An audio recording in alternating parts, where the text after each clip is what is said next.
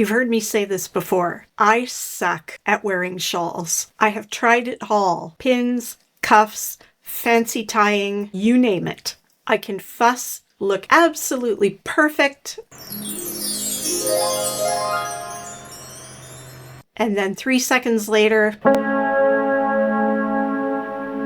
yeah, like that. Maybe you feel me? So I effectively stopped wearing my shawls, which meant I stopped knitting shawls, but there are so many ridiculously knit-worthy shawl patterns out there. What's a person to do? Well, lucky you and me, because I am here to solve all your problems. Okay, at least this one. A couple of years back, I developed a method for converting any shawl pattern into a rectangle-shaped wrap, which I then whip around and sew up into what I call a wrapover. Okay, now before you come at me, I know I didn't invent this style of shawl or wrap or poncho or whatever you want to call it. But I think that maybe I kind of sort of might have invented this method of converting any pattern into this style. Thanks for the vote of confidence, Oscar. I started a tutorial series on this almost a year ago, but I've had lots of questions from viewers since then. I've completed several more of these wrapovers. I've learned a few things, and I'm a smidge better at making videos. So if you're new, follow me into the lounge to find out what this shawl hack is all about and have your mind blown.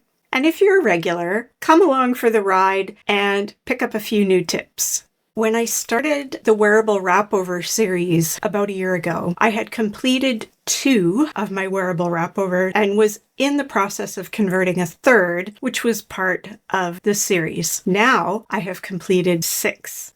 This plus this, including what I'm wearing.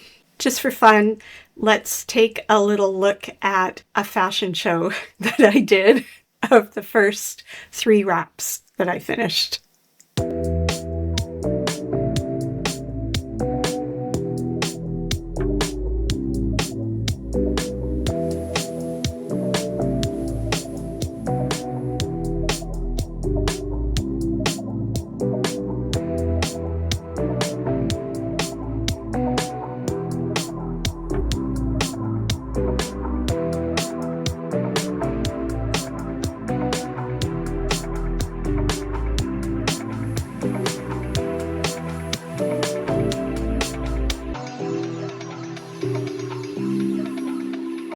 Yeah, I am slightly embarrassed about that. But, it's just a little bit of fun. So now let's talk about what you're here to know, which is what's the hack and why should I care? I want to tell you why my style of wrapover is, I think, the greatest thing since sliced bread. Although I never could figure out what was so great about sliced bread anyway. Just are we really that inept that we can't slice our own bread? I digress. So, why are wrapovers better than triangle shawls or any shawl really with loose ends? 1, they don't fall off. Enough said. 2, they don't need any accessories to keep them in place, like shawl pins, cuffs, Now, I'm not saying that you should ditch your pretty shawl pins or cuffs or anything that you've bought. I have many, and I really like them. You can use them to accent your wrapover. We'll look at that later. 3, they show off the beautiful design, the colorwork, the lace, the textures, the cables, whatever those fantastic stitches are that you've created in your shawl, they're shown off in full as they are draped around your body. Let me show you an example. This is the Laurelie shawl that I knit many years ago. Here's a picture of me with it artfully draped over my shoulders. Looks beautiful. There's no way I could walk around with it like that. It would, one move and it would fall right off.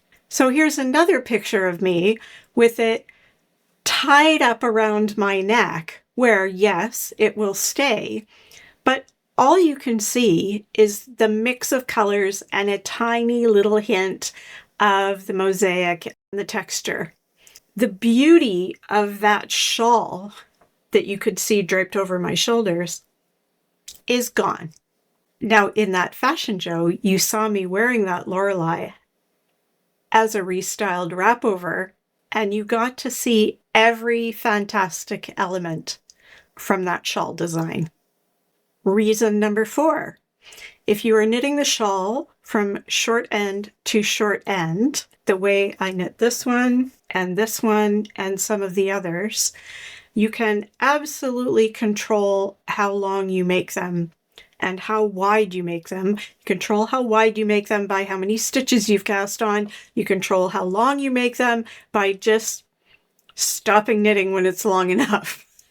And if you're knitting them other way, because of the way the design elements work, in other words, from bottom to top, the way this one was, if you haven't got enough width or length, you can always add borders to the bottom. This one has borders added to the bottom or to the ends to make it a bit longer. I'm going to talk about what happened with this one a bit later, but I think I have to make this one a smidge longer for it to work a bit better. So, reason number 4, they're easy to modify. Reason number 5, and this is the big one for me, you will wear them. Like I said, I wasn't wearing my shawls. I had a good 6 or 8 beautiful shawls hanging around my studio, never put them on. Since turning them into wrapovers, I wear them all the time. Almost every day I have a wrapover on, and especially now that the weather has gotten chillier, I throw one on. I can wear it all day. I can bend and stoop and stretch and reach and clean and cook and as if, and all of that stuff. And my wrapover stays put. And I stay warm and cozy, and I look fabulous. And right you are, Oscar. It's almost like wearing a sweater, but you don't have to knit any sleeves. That has got to be benefit number 6. We're absolutely going to get to the how I do this conversion method for my wrapovers. But before we do that, let's look at each of the ones I've done in a little more detail. And we'll look at them in the order that I made them. This is Nightshift by Andrea Mowry, or at least it was until I went and did what I did with it. Nightshift, as you may be aware, is a huge triangle. And I knit it once as a huge triangle and tried to wear it and failed. And then I knit it a second time as a parallelogram. So kind of a rectangle, but with opposite pointy ends.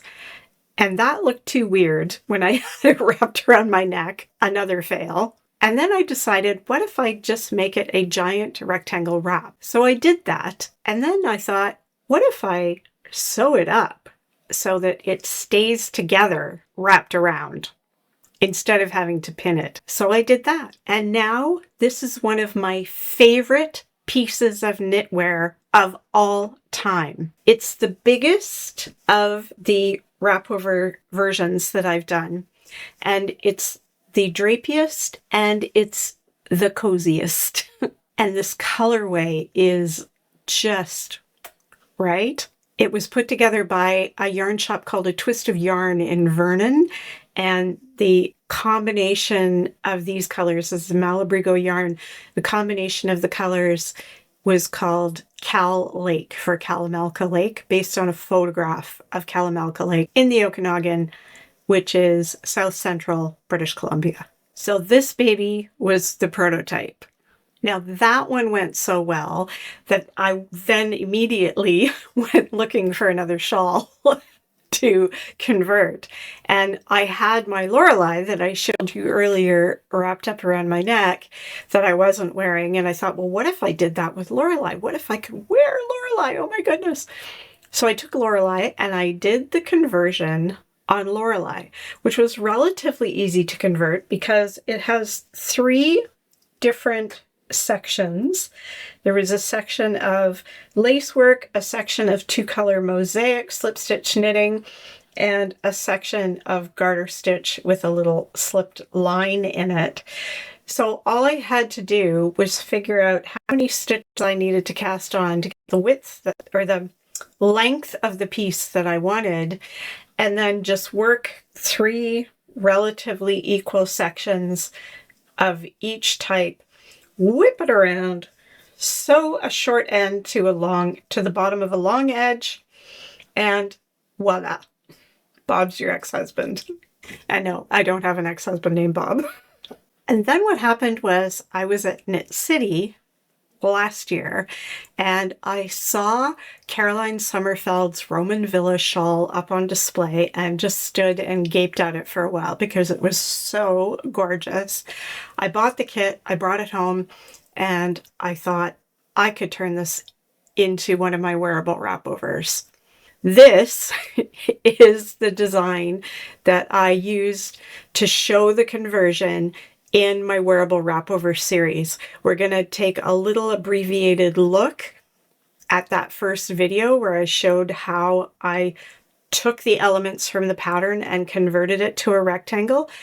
You'll get a little preview of that in a bit. I love this. I wear it a lot, and I absolutely love being able to see every single element of the texture and the mosaic color work and the colors in this shawl fully on display and not scrunched up around my neck. Now, if I want to scrunch, because I want to put this on under a coat, I can do that. I can take this and fold it up and wrap it up like this and still put a coat on and be warm and snuggly. Done it many times. Anything is possible. Then next up I saw this artist's shawl by Natasha Hornby, who is a fabulous designer and does what she calls grand mosaic, which is this large scale mosaic. This was knit 1 color at a time, slip stitch knitting. You know how crazy I am about my mosaic color work, and this is yet another example of it. I did this one as a knit along last spring with my friend Smeta, who owns Your Next Knit, the online yarn shop in North Vancouver. She was selling the kits. Together, we did a knit along and people bought the kits and knit it. This baby has some issues. I love it. It's beautiful. I didn't get it quite right. My bad. And I'll explain why a bit later. Lots of lessons learned here. This is the corrugated wrap designed by Cecilia Campochiaro, who is a master in sequence knitting and marling. If you haven't seen my sequence knitting video, there's a link up there. Go check it out. It's pretty cool. Anyway, I had knit this as a very long rectangle, a narrow, very long rectangle that I also wasn't wearing because it was just too crazy long and hard to handle. And I realized that I could easily convert this into one of my wrapovers. All I needed to do was shorten it a bit because it was about 20 inches too long and add a bit more width because it was actually a little bit too narrow. I could have gotten away with it, but I like my wrapovers to be a bit deeper. You can have them whatever width you want. That's the beauty of this game. So I undid one end, frogged it back to the length that I needed, picked up the stitches along one long edge, added some width, and then whipped it around and sewed it up. And here it is. Voila. I absolutely adore this. This yarn is Crave Caravan, and it is soft and drapey and delicious. And this is a fantastic, elegant wrapover that I wear when I need just a little touch of cozy, but not too much.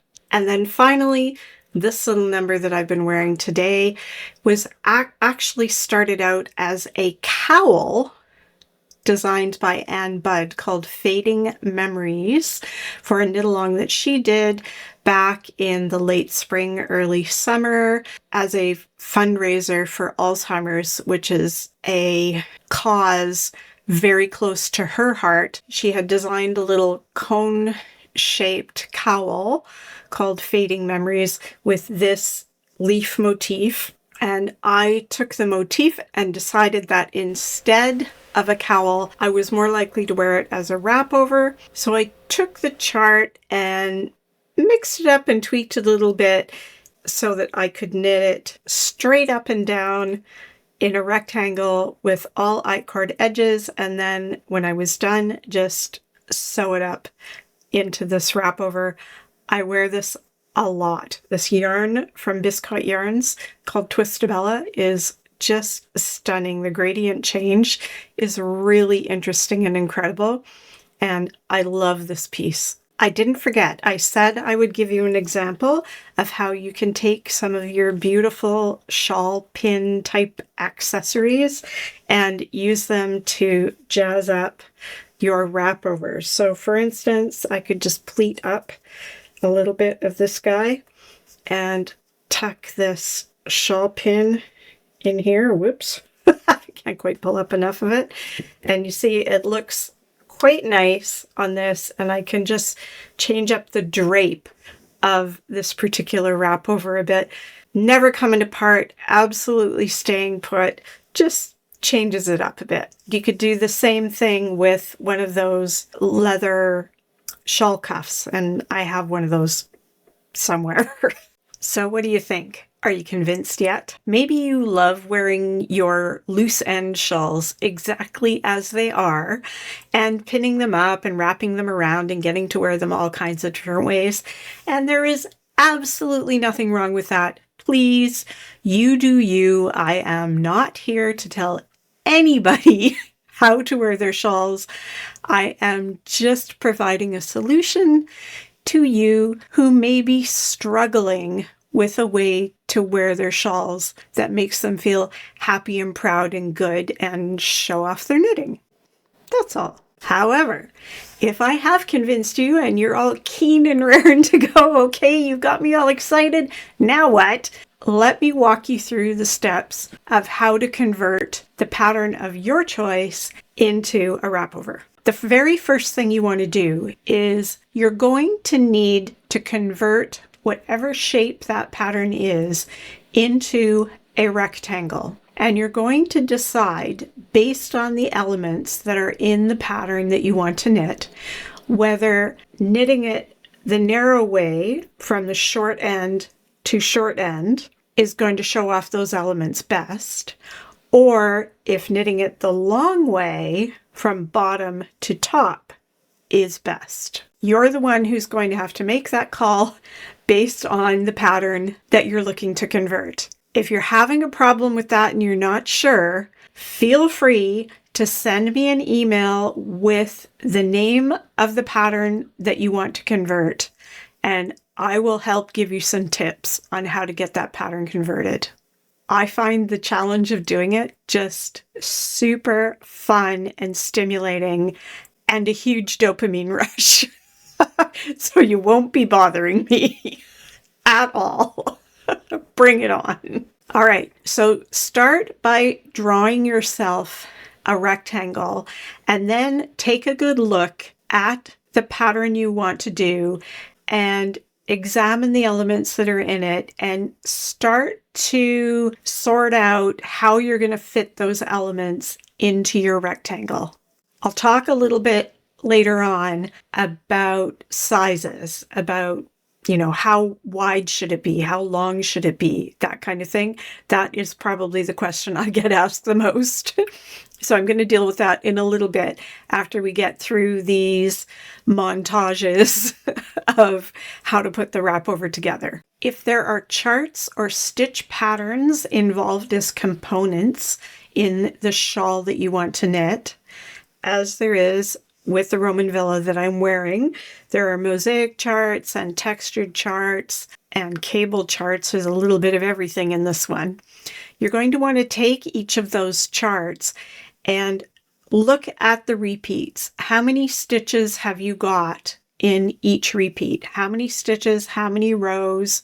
And once you've figured out what size you want to make and what direction you're knitting, then you'll know how many stitches and you've done your gauge swatch. There's no way around it. If you're going to do this conversion, you're going to have to knit a gauge swatch. It's the only way this is going to work. Or don't knit a gauge swatch and get 25-30% of the way through and realize it's not working and rip it back. You do you. So let's, just for fun, assume that you've done a gauge swatch and you know how many stitches per inch you're getting in your fabric, and you know how wide you need to cast on. So if you're doing the narrow end-to-end version, or you're doing the whole length, 60-inch length from bottom to top, you'll multiply those stitches per inch from your gauge by the number of inches that you need, either width or lengthwise. And that's going to give you your stitch count. Then you're going to look at the charts and the components that are part of the shawl you want to knit, and you're going to have to take those components and make those stitch repeats fit within that number of stitches that you're going to cast on in either direction. Did I just explode your brain? I'll tell you what, I'm giving you an abbreviated version of this right now. If you want it in absolute mind-numbing detail, then go right ahead and watch the series. Watch both videos. Video number 1 starts with all the detail you could possibly want about how I converted this crescent shape pattern into a rectangle. And then the second video shows you how to fold it over and sew it up. But I'm going to show you that in a bit as well. So you may not need that second one. But if you need more detail about how to get the conversion part done, that's the first video. So you can see in this clip from video number 1 that I worked out how many repeats of each chart I needed to do across and how deep each section was going to be as I worked it up the wrap, so that I would get a good proportion of each of the stitches into my wrap, just like Carolyn had in the crescent shawl. And the last thing you're going to want to do is you're going to decide how you want to do the edges. I have been doing a knit on I-cord edge all the way around my rectangles. I find that the easiest finish, and it makes it very easy for sewing up in the end. But you can do whatever you want. You could do some garter stitch all the way around the edges. You could do ribbing all the way around the edges, whatever kind of edging you like. And you can either knit it in as you go, or you can pick up stitches and put it on after. Either one's going to work just fine. I just like doing the applied I-cord edge, so I start with an I-cord cast on, I do applied I-cord edging as I go, and I do an I-cord bind off, and I'm done. So once you've got this all done and figured out and knit up, and you've got your giant rectangle with beautifully finished edges, you're ready to sew it together. How does it go together? Let's take a look at this next clip and see how that happens. You're going to start by laying your finished wrap out on a flat surface and decide which long edge you want as the bottom. It was really easy on the Roman Villa because I have the decorative borders, and those would generally go on the bottom, but maybe you'd rather have them up around the neck edge. Entirely up to you. Then you're going to flip it wrong side down. Oh, sorry. Oscar's right. I mean right side down. And fold one end over until you've got a triangle. Oh, I had dropped a stitch, and so I put this little oops, fix this mistake, locking stitch marker on it to hold it in place until I could come back to it. So fold one end down. This is just like doing origami. Remember doing origami with paper when you were a kid? Just the way you see there. And then you're going to take the other short end and bring it around and line it up with that edge. And in a second, the camera's going to pan down so you can see the bottom. There it is. Now you can see the whole bottom edge. And we're just going to sew those two edges together. That's all there is to it. For this particular project, I decided that I wanted to baste it together to kind of hold certain elements in place. It was important to me that it lined up. So I got these little locking bulb stitch markers with the adorable little beads on them. And I just wanted to make sure that some of my horizontal lines were going to meet in a particular spot. I'm pretty fuss budgety, and sometimes that sort of thing is important to me. If it's not important to you, don't worry about it. It's going to look just as beautiful. But before you start sewing, you might want to put some locking stitch markers in place just to make sure you've got that edge lined up the way you want it. Yeah, like that. And then we're ready to sew. So let's get on that. I like to leave myself a nice long tail at the end of my bind off so that I've got something to sew with. You can either leave it at your bind off or your cast on, depending on which way you're wrapping this up. But I always like to leave myself nice long tails everywhere for this purpose. And away you go. Now, if you've got I-cord edges on both sides, this is a really easy process because all you're going to do is slip that tapestry needle up inside the I-cord on either side, and the yarn will just disappear inside and be completely invisible, and there won't even really be a seam.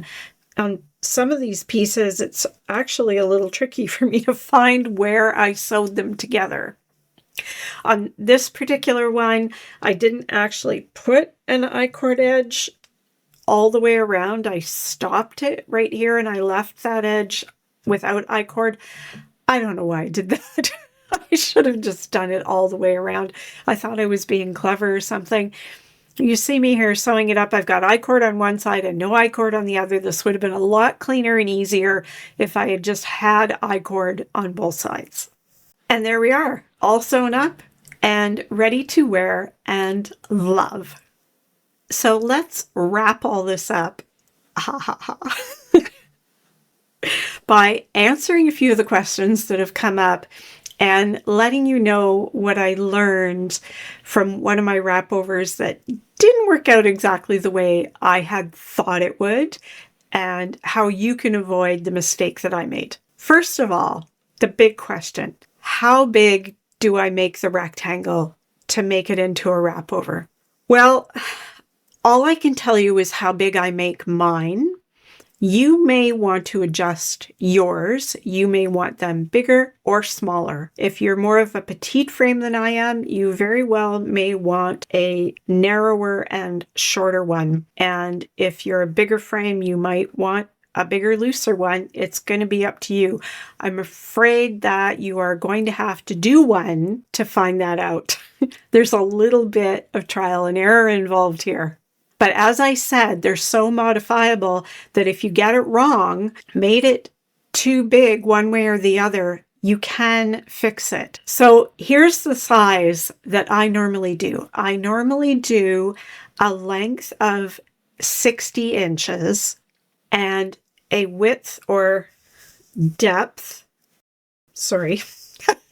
depth, this way, depth of 18 to 22 inches. Anywhere in there tends to be fine. Lighter, lacier ones can be a little bit shallower, and I like the big, heavier, cozy winter ones to be a bit longer so that I really feel more blankety wrapped up in my deeper wrapovers. The next question I got, I remember somebody asking this way back when I first posted these videos, and I said no. And then just the other day, I was chatting with my dear friend, Wendy from New York. Hi, Wendy from New York. And she asked me, well, can you take a shawl that you've already knit and turn it into a wrapover without having to frog it and do it over again? And like I said before, I would have said, no, you kind of have to frog it because you can't take a triangle and turn it into a rectangle. You'd think you could just knit another triangle and put them together, but it's going to make it the wrong proportion, that kind of thing. So I just thought, no. But when Wendy asked me, I thought, well, you know what? I think maybe you actually can. So I actually have 2 shawls that I was planning to frog and redo as wrapovers. And I picked them up and thought, okay, let me explore this. Can I actually make this work? So this one is a big triangle. And this one is a big, long crescent shawl with dangly ends. Now, obviously, neither one of those lends itself to being sewn up the way a rectangle is. So, can you do it? Yes. And yes. So yeah, you kind of can. I wouldn't say they hang as elegantly as the rectangle shaped version, but I would say if you just take the ends, the 2 loose ends, fold the wrap in half, or shawl in half, and then sew up the 2 longest ends together so that you've made yourself almost like a giant cowl. You have got a bit of a makeshift wrapover. It's kind of a weird shape, but I think it could work. I may not frog these after all. I may just fudge around with them a little bit and sew them up and wear them like this. I like them both a whole lot better as a sewn up version than with the loose ends. This, by the way, is Waiting for Rain by Sylvia McFadden, although it's modified because I added my own lace chart in here. And this one is CoLab by somebody, Esperanza. I'll put it up on the screen. Both fabulous designs, gorgeous shawls, and I will be so happy to be able to wear them finally. The last thing I wanted to talk to you about before I let you get on with your day is this one, the Artist's Wrapover that I converted from Natasha Hornby's beautiful artist shawl. This one didn't work out so well for a number of reasons. Both of them my fault.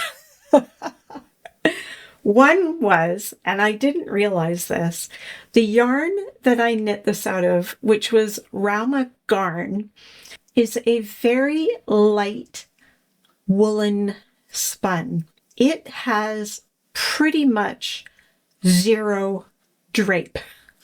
And that I should have known would be a problem for a wrapover, which relies entirely on there being a lot of drape, especially up at the neck edge, so that it hangs and drapes in beautiful folds around your neck. This guy did not do that. I sewed it up and the neck edge just stood straight up and would not drape. I tried scrunching it down and pinning it, and it just looked awful no matter what I did. The bit of a workaround that I tried that you can see here is I took some darts in around this edge just to close up that neck edge and have it sit a little more flush against my upper torso. But even that's really not working.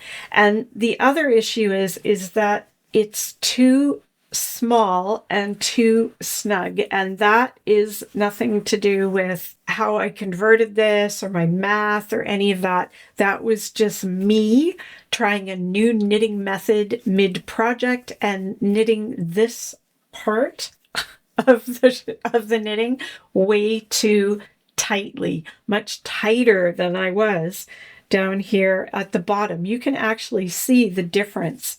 See how much smaller these guys are than these guys are? That was entirely me. Same needle size, same yarn, same everything, just me knitting too tight through that section. So what I actually need to do for this one, for starters, is take it all apart. I'm going to pick up the stitches along this short edge and add some more length to it. And then I'm going to see if that makes a difference in how it hangs around the neck edge. If that doesn't change it enough, I'm probably just going to have to start all over. This yarn would have been absolutely fantastic in the original triangle shape for the shawl.